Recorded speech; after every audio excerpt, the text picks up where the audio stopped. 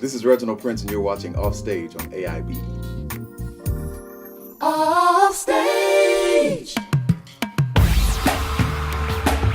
Good evening, ladies and gentlemen. Thank you for joining me tonight. Said it feels good in here. I can feel the love. Yeah, gone.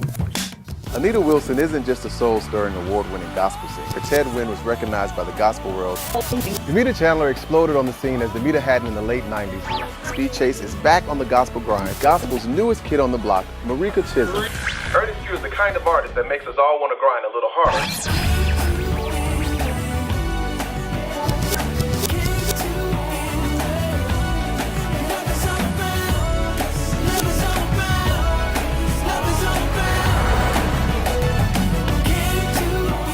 We've experienced them in concert, listened to their tunes on the radio, seen them in magazines, read all about some of their amazing accomplishments. But wouldn't it be awesome to spend the day hanging with some of the artists who inspire you? I'm Reginald Prince, and this is Offstage. Offstage. I like that.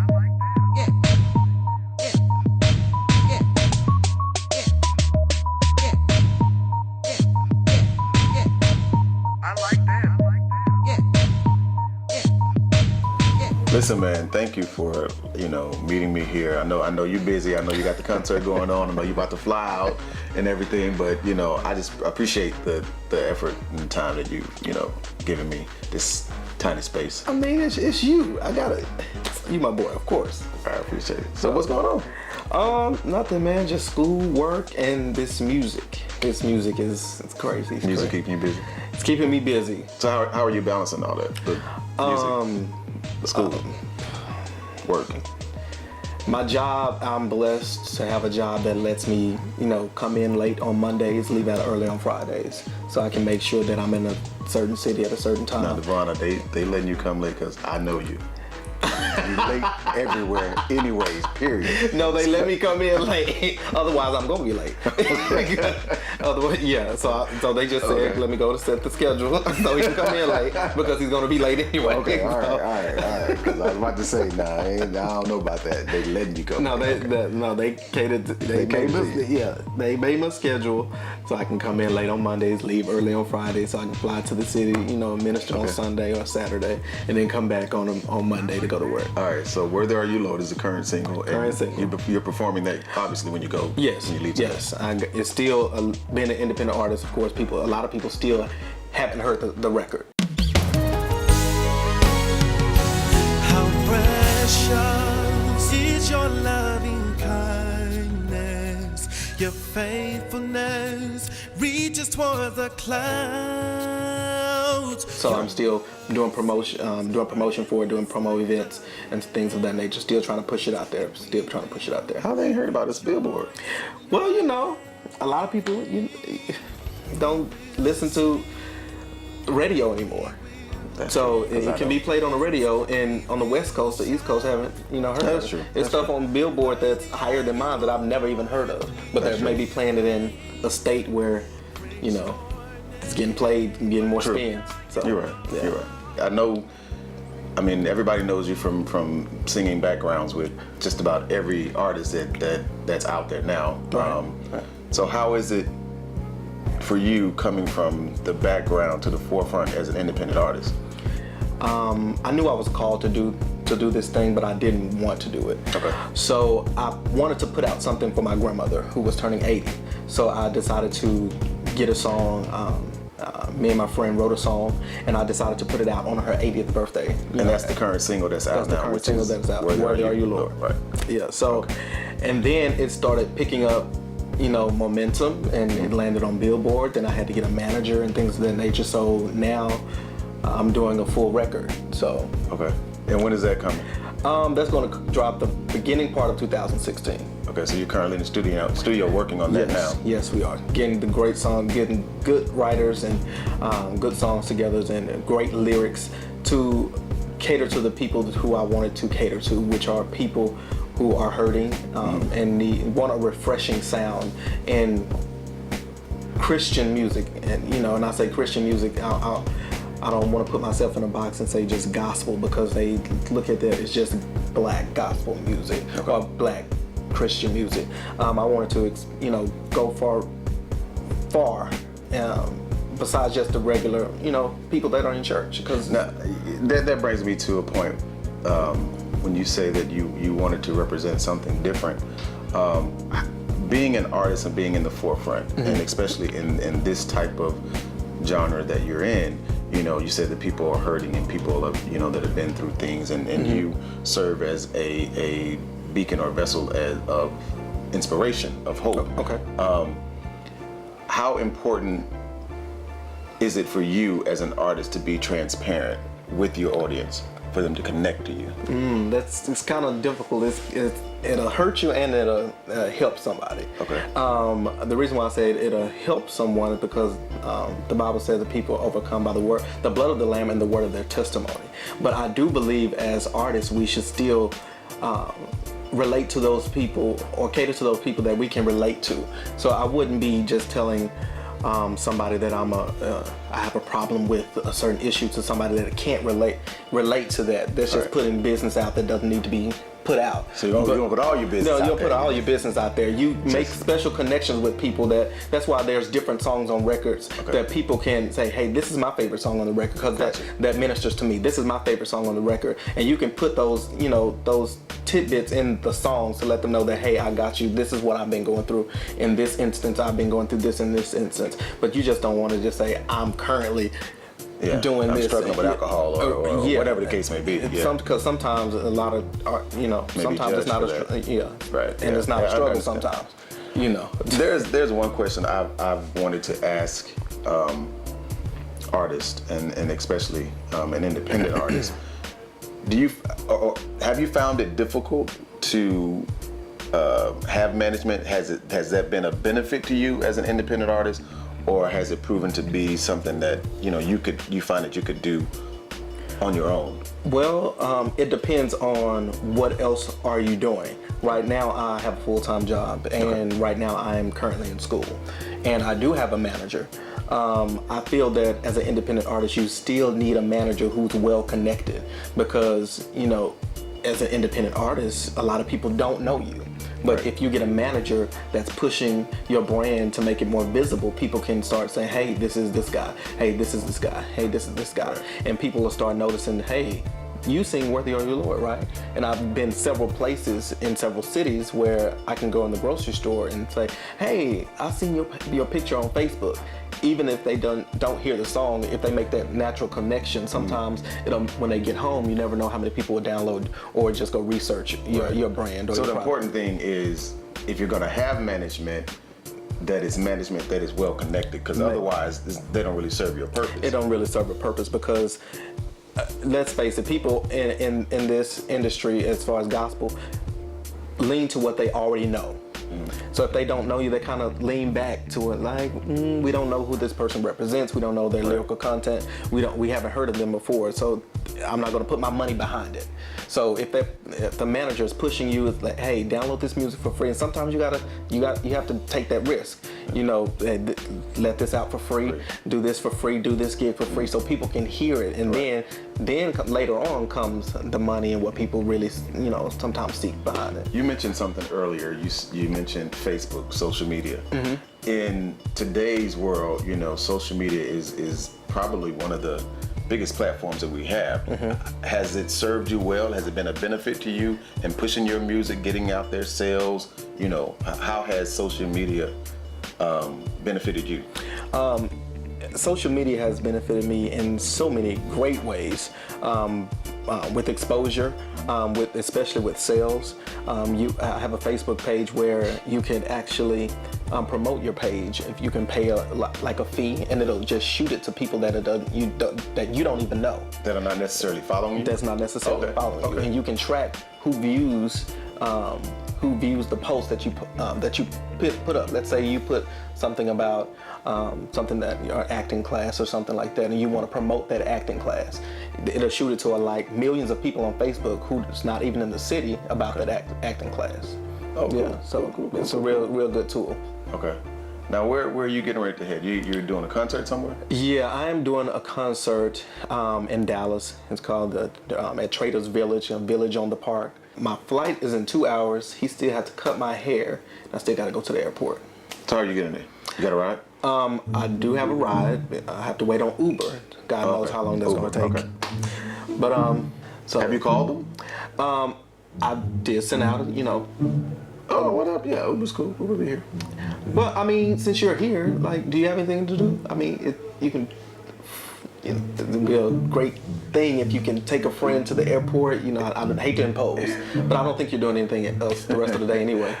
I'm not after this, but the thing is, I know you, Devon. How many bags do you have? I have 2 bags. I'm only staying for 2 days. 2.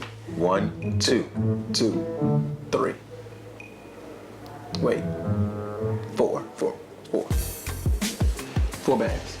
And then my carry-on. Devon, I'm not putting all this stuff in my car. 4 bags and a carry-on. So 5 bags. 5 bags. And me. That's it. All right. That's it. It better be 5 bags. That's it. I promise. That's 5 bags.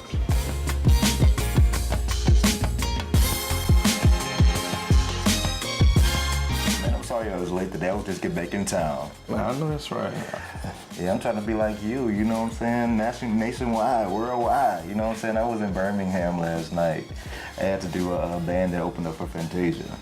Okay. Well, I tried out to do background for her recently, but she chose to do all girls. Yeah, I know. They can sing too, man. Oh yeah, her girls can really sing. I mean, no shade to you. You know, you the master of you the voice. With this record coming out, man, I don't think I could have been able to do it anyway. Yeah, it gets you pretty busy, huh? Yes, I'm in Dallas, then Chicago, then in LA. Then we're actually going to Barcelona in 3 weeks. Oh, that's crazy, man. I downloaded the single. I love it. I said, look at my boy doing big things. Sing your butt off.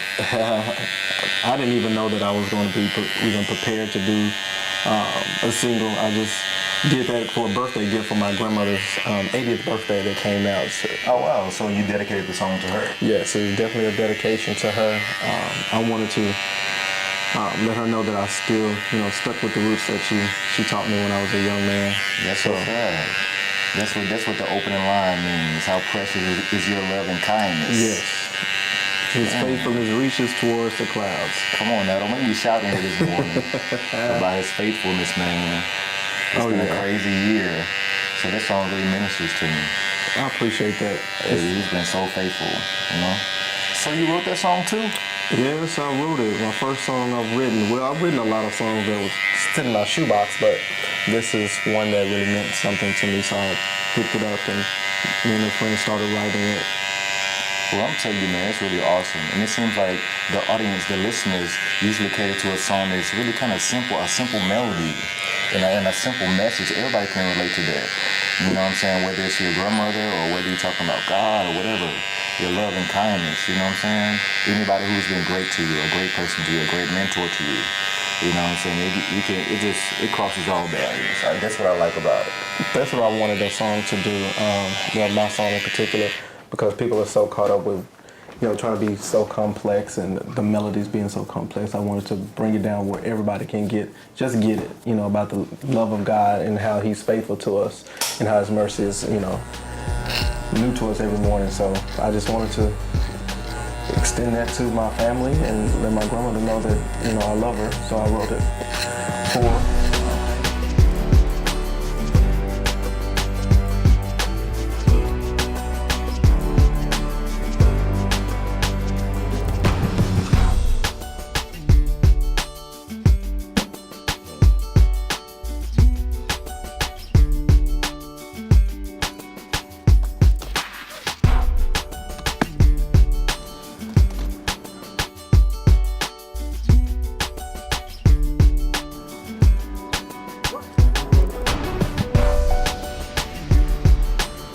This is Shantae, and you're watching Offstage with Reginald Prince.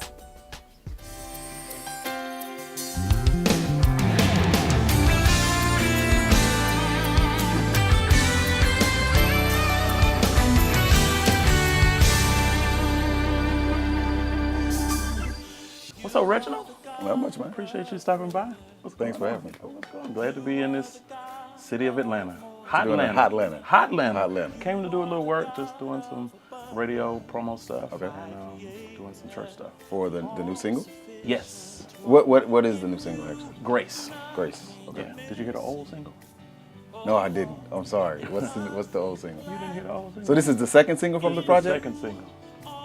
But see, I came to the actual You were at the recording. I was at the recording. So that's really what matters. The first single was Greater. Greater. And so now you're on This Grace. is Grace. Grace. It's summertime.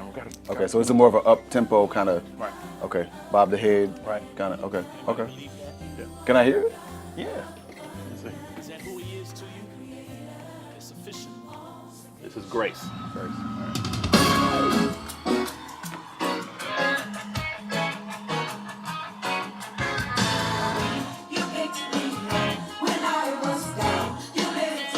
What else? Come on. What he's done for us. So many things.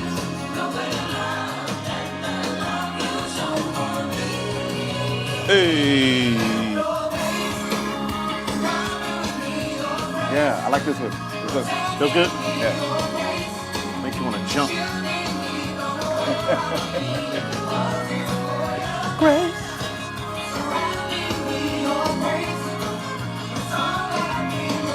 He's keeping me.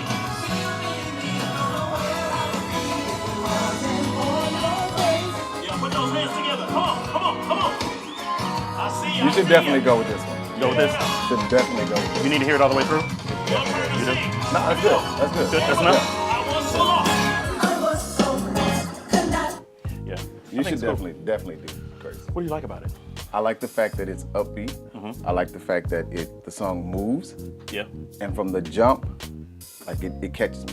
I like the fact that the lead guitar is at the front, Okay. because that's, for me, it grabs me like right from the jump. Okay, cool. That's a good thing. That's what you want to just, that's what you want. It's a good summer song. We're just trying to do something different for the summer. Okay. So how did Greater? How did that do? Greater did actually pretty well. I did a social media campaign right. around Greater, and got a lot of my friends just across the country to cover it, just the front part of it. And so a whole lot of people responded and did it, and then other people started doing it, and then people started doing it as like duets and trios where you can record on top of other people and stuff. And it just spread very well on the charts. It got to a decent place, not where I want to be. But we're moving. It's So good. I asked an artist this the other day, Okay. And since you brought up social media, I want to kind of pose that question to you. Yeah. And obviously, social media is working for you. I just want to know, like, have you found in this world that we live in today, being an artist, and especially independent, because you don't have this machine necessarily behind you. Sure don't.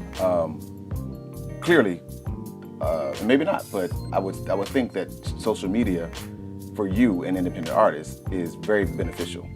Oh God, yeah, it's very beneficial. Social media is free marketing to thousands of people. Exactly. You can just share your thoughts, share what you're doing. It makes the world much smaller, brings us all much closer. It's a great way to just let people know what you're doing and make friendships. I've met a lot of great people. Good stuff. Do you classify yourself inspirational, gospel? Jesus. Gospel. Gospel. Okay. Yeah. So I have a question, and I don't want you to be offended. Won't be. But as far as lyrical content goes, okay, for me, it's always been problematic for me when I listen to gospel songs. The lyrical content is always that of a struggle. Like I was somewhere listening to some gospel music, not too long ago, and it was, God, we're desperate for you. We're pleading for you. It's like always this struggle and this begging thing, that seems to be, kind of the foundation for gospel. And it always puzzles me because I feel like if you are a believer and if God, is your father, as the Bible say, your father's rich in houses and land, why are you begging? Why is the lyrical content this struggle? Okay. So for you, as an inspirational gospel artist, how important is lyrical content for you? Is it this struggle for you? Like, No, not at all. Lyrical content is the most important part of all of this, but let's go back to address what you're talking about. Let's go back. Part of that is coming from the fact that gospel is indigenous to American people. Okay. It comes through the spirituals. It comes through the struggle of the slaves and all of that kind of stuff. So some of that is because of the way Christianity was presented to the slaves, what they had to go through, how they got through all of that kind of stuff. So it kind of fell through. When you know better, you do better. So we should be doing better. With regard to this project, it's actually called the We Worship Project. The purpose and the vision of this project is to provide music and add to that body of repertoire that we call praise and worship and church music. So this is really a project built to be sung in church, to be used in church, and to be used in worship, and to be used in corporate worship primarily. So how different is your project versus what has been? When does the music, the lyrics of that? For me, the lyric content is about the worship of God, and worshiping God. My definition is our life's response to who God is, our life's response to what God has done and what He's doing in our lives. So for me, that's more of a thank you.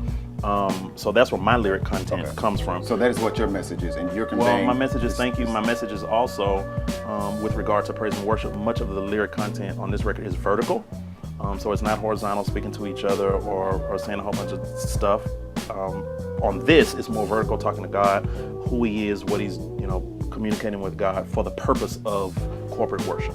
I understand, and thank you for that. You're welcome. I mean, well, no, I'm serious, because I just feel like if I'm a person who is unfamiliar with your God, and if I listen to what I've heard, the whole struggle, and my life is not one of struggle, I'm not really going to want to I'm not going to be so apt to listen to what you want. You know what I mean? Yeah, to what you're conveying. I mean, not. because that's a struggle. It's Maybe not. There has to be balance. It's pleading. There's got to be balance. There's got has to be balance. Everything Okay. can be struggle, but everything can be celebration and hoo-hoo ice cream and cookies and stuff either. So you're that's not very real. cognizant. You're very conscious of that, obviously, when you write. Yeah. What for you has been what you would consider one of your biggest accomplishments, or have you felt like you have reached that thing yet? Watching visions unravel and come to life, you know what I mean? And looking at a church from when I first began to work with them, and seeing how they grew over the years and how we grew as a church body, and looking at the work that I'm doing even at the Loop right now and some of the great things that are happening. And also what's really important to me is having the opportunity to mentor or spend time with younger musicians, working with them on some playing stuff, learning different repertoire, traditional repertoire of the church that's kind of getting lost, making sure that that's not lost, dealing with professionalism and all that kind of stuff. And one of them comes back and says, man, that stuff we used to work on or whatever is helping me now. That's the biggest payoff for me. Okay. That's the biggest payoff. All right, so young people. A lot of people are leaving church. And a lot of people that have always gone to church aren't there anymore. I want to ask you, as a person who seems to be very passionate about building church and seeing it grow and evolve, why do you think that is that today that people seem to not be going or are very uninterested, and especially younger people? I think part of it is irresponsibility on the behalf of church and on church leadership, not embracing change sometimes, not moving and being culturally relevant.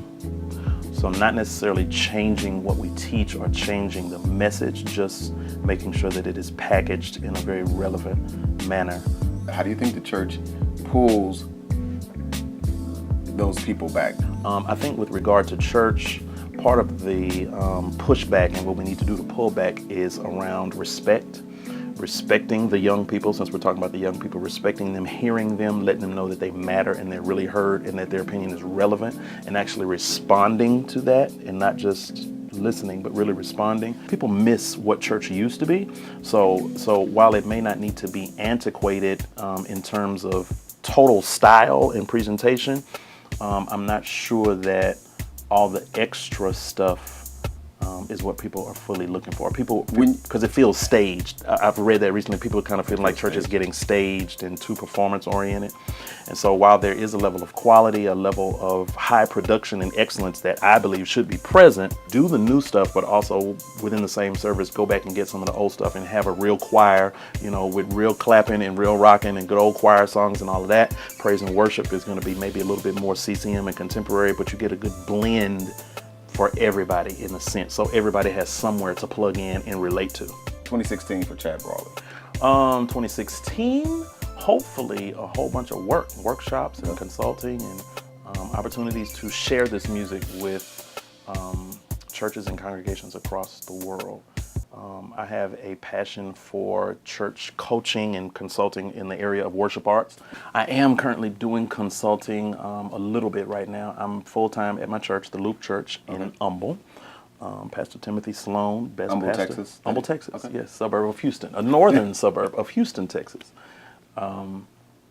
And so that we're very busy there, growing and doing a whole bunch of stuff there and working really hard. So that takes up most of my time. But in 2016, I hope to add some consulting and some other stuff to that. I have a passion for working with a church staff and working with musicians and praise teams and choirs and all that kind of stuff, teaching this music, hopefully, but also helping pastors realize their vision and helping ministries reach the best potential that they have in their area of worship. That's pretty cool. Yeah, that's my passion. That's what I'm built to do. Okay, so let me show you the other single, which is Greater. Okay. You are the God of greater. You are the God of more than enough. You are the God of abundance, my creator, all sufficient one. You tried. Okay, go again. Okay, good. Okay, we'll do it piece by piece. Okay. You are the God. I'll go first, you then do- you do it. Okay, here we go. Ready? You are the God of greater. Go. You are the God of greater. No, greater. I want to do it my way. My I don't song. want to sing like you though. My song, no, you don't have to sing No, like me, I but the don't- melody line. I want to sing like me. I want you to sing the melody line. Hey, come on in. Come on. Hey, this is my assistant Shantae. Shantae, How this are is you? the Chad Nice to Brawley meet you. guest for the Pleasure. day. Love your song. Heard it on the radio. Did you? Did. We gotta go. Okay, give me like 5 minutes. We got like 20 minutes to get to the other place, so give me like 5 minutes. Short rehearsal. Five. Short Okay. rehearsal. Just real quick. You are the God of greater. Your turn. No. You are the God of greater. No. Greater. I want to say greater. Next part. You are the God of more than enough. There's your note. You are the God of more than enough. There we Hey, go. I think it's gonna take long if I'm really rehearsing for you to get that. We really gotta go. Just 4. So 4 minutes left. Four Here we minutes. go. Ready? 4 minutes. 1, Okay. 2, 3, ready, and You are the God of greater. Great. Greater. yeah. Great. Oh, you do. Hey. Greater, Yes. greater. Let's go. There it is. Yes, come on. All right, I gotta go. I got another place to go. All right. I guess do we all Lovely need to meet you. All right. Lovely to meet you too. Nice meeting you. Yeah.